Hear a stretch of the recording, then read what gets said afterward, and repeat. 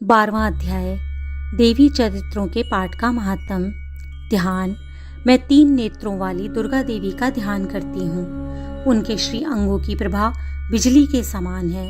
वे सिंह के कंधे पर बैठी हुई भयंकर प्रतीत होती हैं। हाथों में तलवार और ढाल लिए अनेक कन्याएं उनकी सेवा में खड़ी हैं। वे अपने हाथों में चक्र, गदा, तलवार, ढाल, बाण, धनुष, पाश और तर्जनी मुद्रा धारण किए हुए हैं। उनका स्वरूप अग्निमय है तथा वे माथे पर चंद्रमा का मुकुट धारण करती हैं। देवी बोली, देवताओं, जो एकाग्रचित होकर प्रतिदिन इन स्तुतियों से मेरा स्तवन करेगा, उनकी सारी बाधाएं मैं निश्चय ही दूर कर दूंगी। जो मतु कैटभ का नाश, महिषासुर का वध तथा शुंभ निशुंभ के संहार का प्रसंग का पाठ करेगा तथा अष्टमी, चतुर्दशी और नवमी को भी जो एकाग्रचित होकर भक्ति पूर्वक मेरे उत्तम महात्म का श्रवण करेंगे, उन्हें कोई पाप छू भी नहीं सकेगा। उन पर पाप जनित आपत्तियां तो आएंगी ही नहीं। उनके घर में कभी दरिद्रता नहीं होगी।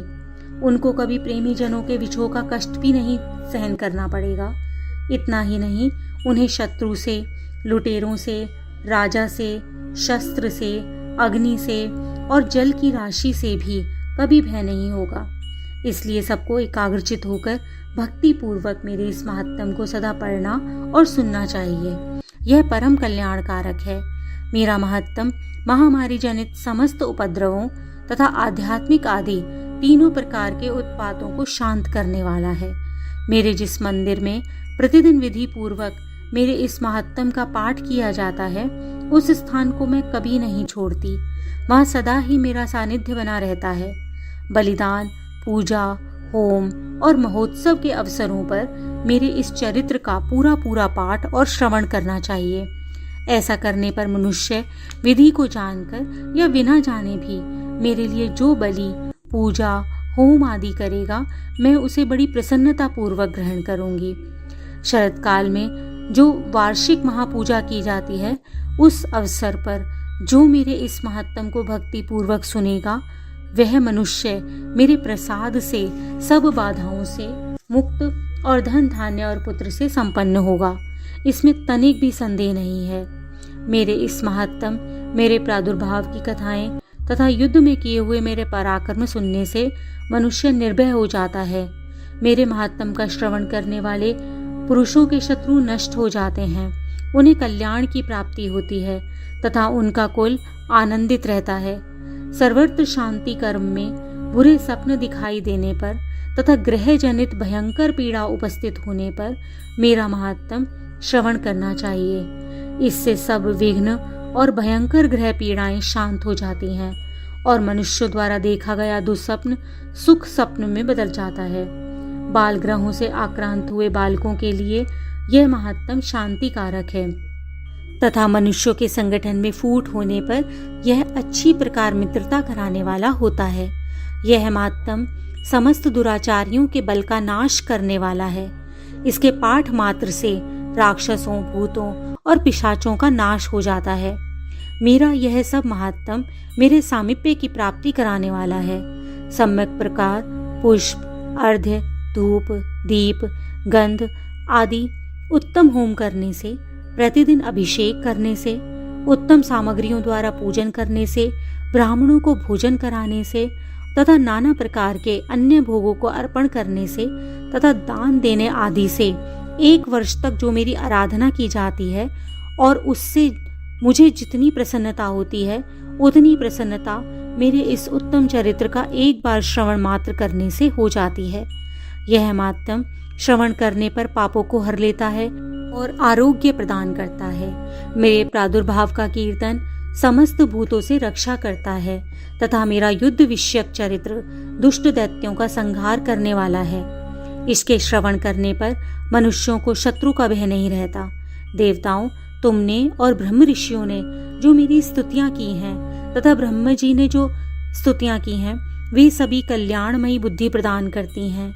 वन में, सूने मार्ग में अथवा दावानल में घिर जाने पर, निर्जन स्थान में लुटेरों के दाव में पड़ जाने पर या शत्रुओं के द्वारा पकड़े जाने पर अथवा जंगल में सिंह, व्याघ्र और जंगली हाथियों के पीछा करने पर कुपित राजा के आदेश से वध या बंधन के स्थान में ले जाए जाने पर अथवा महासागर में नाव पर बैठने के बाद भारी तूफान में नाव के डगमग होने पर और अत्यंत भयंकर युद्ध में शस्त्रों का प्रहार होने पर अथवा वेदना से पीड़ित होने पर किंबहुना सभी भयानक बाधाओं के उपस्थित होने पर जो मेरे इस चरित्र का स्मरण करता है वह मनुष्य संकट से मुक्त हो जाता है।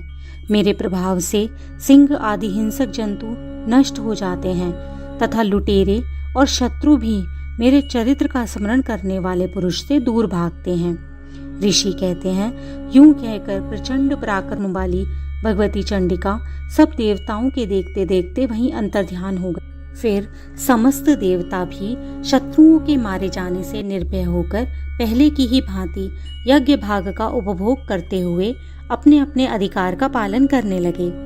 संसार का विध्वंस करने वाले महाभयंकर अतुल पराक्रमी देव शत्रु शुंभ और निशुंभ के युद्ध में देवी द्वारा मारे जाने पर शेष दैत्य पाताल लोक में चले गए।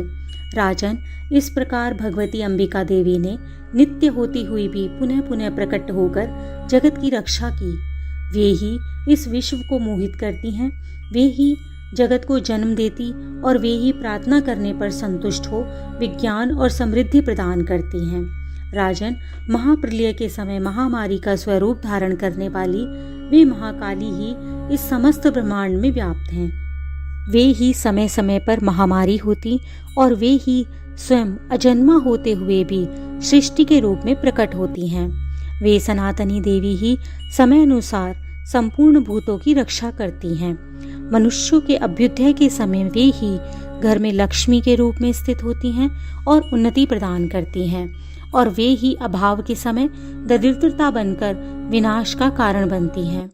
पुष्प, धूप और गंध आदि से पूजन करके उनकी स्तुति करने पर वे धन, पुत्र, धार्मिक बुद्धि और उत्तम गति प्रदान करती हैं। इस प्रकार श्री मार्कंडेय जी पुराण में सार्वणिक मनवंतर की कथा के अंतर्गत देवी महात्म्य में फल स्तुति नामक 12वां अध्याय संपूर्ण हुआ। 13वां अध्याय सुरत और वैश्य को देवी का वरदान। ध्यान। जो उदय काल के सूर्य मंडल की सी कांति धारण करने वाली है और जिनकी 4 भुजाएं और 3 नेत्र हैं, तथा जो अपने हाथों में पाश, अंकुश, वर एवं अभय की मुद्रा धारण किए रहती हैं, उन शिवा देवी का मैं ध्यान करती हूँ। ऋषि कहते हैं, राजन, इस प्रकार मैंने तुमसे देवी के उत्तम महात्म का वर्णन किया जो इस जगत को धारण करती हैं। उन देवी का ऐसा ही प्रभाव है, वे ही विद्या उत्पन्न करती हैं। भगवान विष्णु की माया स्वरूपा उन भगवती के द्वारा ही तुम ये वैश्य और अनान्य विवेकी जन मोहित होते हैं, मोहित हुए हैं और आगे भी होते रहेंगे। महाराज, तुम उन्हीं परमेश्वरी की शरण में जाओ। आराधना करने पर वे ही मनुष्यों को भोग, स्वर्ग और मोक्ष प्रदान करती हैं। मार्कंडेय जी कहते हैं, कौष्टुकी जी, मेधा मुनि के ये वचन सुनकर राजा सुरथ ने उत्तम व्रत का पालन करने वाले उस महाभाग महर्षि को प्रणाम किया। वे अत्यंत ममता और राज्य अपहरण से बहुत खिन्न हो चुके थे। महामुनि इसीलिए विरक्त होकर वे राजा और वैश्य तत्काल तपस्या को चले गए और वे जगदम्बा के दर्शन के लिए नदी के तट पर रहकर तपस्या करने लगे। वे वैश्य उत्तम देवी सूक्त का जाप करते हुए तपस्या में प्रवृत्त हुए। वे दोनों नदी के तट पर देवी की मिट्टी की मूर्ति बनाकर पुष्प, धूप और हवन आदि के द्वारा उनकी आराधना करने लगे। उन्होंने पहले तो आहार को धीरे धीरे कम किया, फिर बिल्कुल निराहार रहकर देवी में ही मन लगाए हुए एकाग्रता पूर्वक उनका चिंतन आरंभ कर दिया। वे दोनों अपने शरीर के रक्त से प्रोषित बलि देते हुए लगातार 3 वर्षों तक संयम पूर्वक आराधना करते रहे। इस पर प्रसन्न होकर जगत को धारण करने वाली चंडिका देवी ने प्रत्यक्ष दर्शन देकर कहा। देवी बोली, राजन तथा अपने कुल को आनंदित करने वाले वैश्य, तुम लोग जिस वस्तु की अभिलाषा रखते हो वह मुझसे मांगो, मैं संतुष्ट हूँ, अतः मैं तुम्हें वह सब कुछ दूंगी। मार्कंडेय जी कहते हैं, तब राजा ने दूसरे जन्म में नष्ट न होने वाला राज्य मांगा और इस जन्म में भी शत्रुओं की सेना को बलपूर्वक नष्ट करके पुनः अपना राज्य प्राप्त कर लेने का वरदान मांगा। वैश्य का चित्त संसार की ओर से घिन्न एवं विरक्त हो चुका था। बड़े बुद्धिमान थे, अतः उस समय उन्होंने तो ममता और अहंता रूप आसक्ति का नाश करने वाला ज्ञान मांगा। देवी बोली, राजन, तुम थोड़े ही दिनों में शत्रुओं को मारकर अपना राज्य वापस प्राप्त कर लोगे। अब वहां तुम्हारा राज्य स्थिर रहेगा। फिर मृत्यु के पश्चात तुम भगवान विवस्वान के अंश से जन्म लेकर इस पृथ्वी पर सार्वणिक मनु के नाम से विख्यात होगे। वैश्यवर्य, तुमने भी जिस वर को मुझसे मांगने की इच्छा व्यक्त की है उसे देती हूँ। तुम्हें मोक्ष के लिए ज्ञान प्राप्त होगा।